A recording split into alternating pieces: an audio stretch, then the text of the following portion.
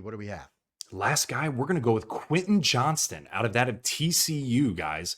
Love that picture, just for a variety of different reasons. For those who know, we're Ohio State fans, so this is beautiful. But Yeah. okay, Quentin Johnston, guys, his ADP is 102. He's receiver number 44, right, in ECR ranking. Great situation, John. Great Oh, yeah. situation, guys. He's with the Chargers. Okay. So, and arguably, out of all of the receivers, in my opinion, he's walking into potentially one of the best, if not the best. And that is because the Chargers still have Keenan Allen, excellent receiver. They still have Mike Williams, excellent receiver. The problem with both those guys is both of them are getting old and both of them have been hurt. And they last year showed there were very few times that Mike Williams and Keenan Allen were both on the field at the same time. And so it's interesting. Quentin Johnston fits the mold of what they're looking for. Huge size receivers that have the ability to go downfield threat. He had 60 receptions last year, over 1,000 yards. He had 1069, so 1,069 yards, 6 touchdowns. And what was interesting, and I'm going to shout this out because fuck you, Blue. He had 6 receptions against Michigan, 163 yards against Michigan, and 1 touchdown against Michigan. Okay. And the reason why also I'm calling that out is because that was the last game that he played in a very top tier defense against that of Michigan. Very, very good defense.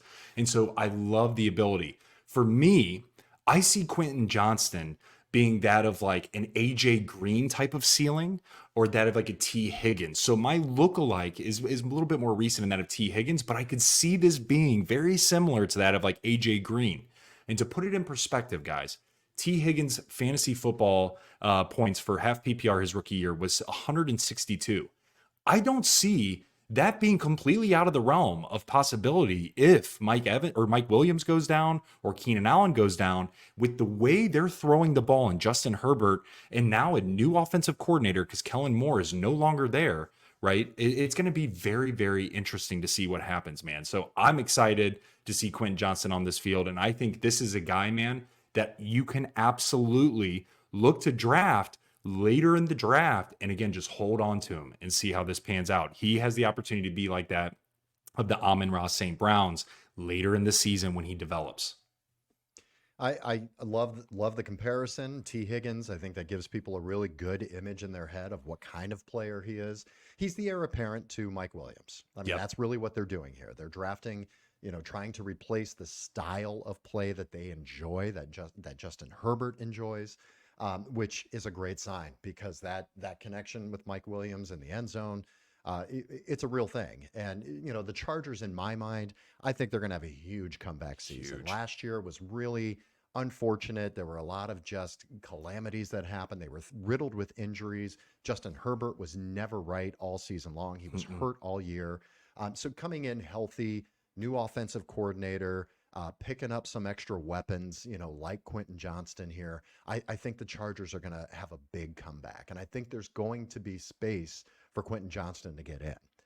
I think they want to work him in anyway in 3 receiver sets. But I also think that, with the injury history we've seen, Mike Williams and Keenan Allen are very likely to miss time at some point in the season. And that can really showcase Quentin Johnston.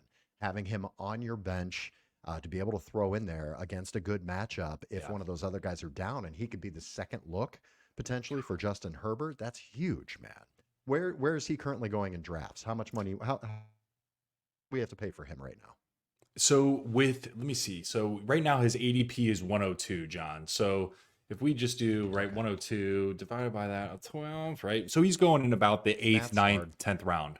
Math is hard. Okay, But yeah, yeah, probably around between the eighth and 10th round, depending on average. It's about the middle of the eighth, all the way up to the early 10th. So, you got to kind of pay for him a little bit if you're thinking eighth. I probably wouldn't go that high for him, if I'm being honest with you, John. hmm I like him in the ninth to where, if you think about it from a roster construction, you already got your running backs, you got your 2 starters. If you don't, you need to. And then from a receiver standpoint, you already have your starters. So you already have your first, second, maybe even your third receiver. Maybe you peppered in a tight end at that point. So, and then maybe you have a quarterback. So now you have all of the stable that you need, the stability in your team at this point in time. Now it's just filling some holes, taking some flyers. And so if I can find him in that ninth, 10th, shit, if he drops the 11th round, 100%, I'm definitely targeting this guy. I'm going to be putting him in my queue if I've also drafted Mike Williams or Keenan Allen. One of Yeah. those guys goes Yes. down, and Great you've got a call. little. It's almost a handcuff situation. And we did that last year. Who's the number three? Is it Josh Palmer?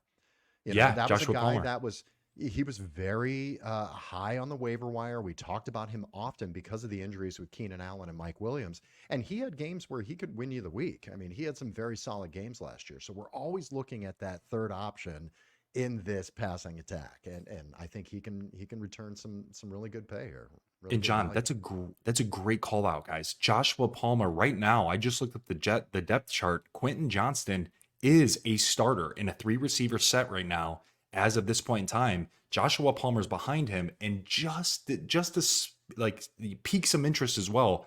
We remember Jalen Guyton. If you remember that name, Yeah. that dude, when these guys went down, had a lot of opportunity for touchdowns. I mean, we're talking 70-yard touchdowns, 50-yard touchdowns. What I'm getting at is Herbert throws the ball down the field. It fits beautifully of what happened in TCU's offense when he was getting that ball from TCU's quarterback, who also was kind of cool, got drafted. But yeah, really, really awesome opportunity.